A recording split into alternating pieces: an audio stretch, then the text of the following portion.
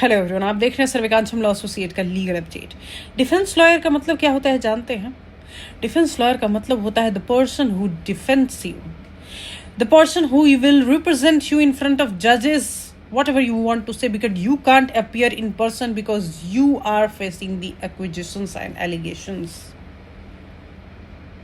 अब वो चाहे टेररिस्ट क्यों ना हो, अब वो चाहे हीनियस से हीनियस क्राइम क्यों ना करके आया हो, अब वो चाहे हजारों करोड़ का स्कैम क्यों ना करके आया हो, तब भी डिफेंस लॉयर की ये दायित्व है कि उसे रिप्रेजेंट करे। अगर वो मना कर देता है तो इससे बड़ा कोई अपराध नहीं है। इसका काम न्याय दे देना नहीं है, वो रिप्रेजेंट करके न्याय उसको नहीं दे रहा है, वो सिर्फ और सिर्फ उस कोर्ट को असिस्ट कर रहा है उस केस में न्याय तक पहुंचने में, उस रॉन्ग एंड राइट के बीच में एक पैरेलल लाइन खींचने में उस कोर्ट की मदद कर रहा है।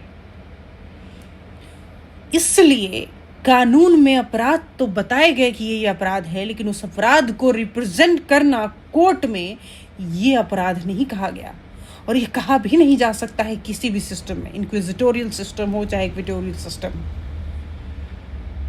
इसे कहते हैं defence lawyer, who defends you, who represents you in the court, who gives you your logic in front of this court. तो इससे कंफ्यूज मत होइए, कोई न्याय देने की डंडा नहीं है, न्याय देने के लिए बैठा है डायस पे, वो देगा। आपका काम है उसको सहूलियत पहुंचाना, उस न्याय तक पहुंचने में। और आपको मना तो कभी करना ही नहीं चाहिए किसी भी ऐसे क्लाइंट के और अक्यूज के केसेस में। पैसा is entirely different thing, but your morality must stand in front of money. Thank you.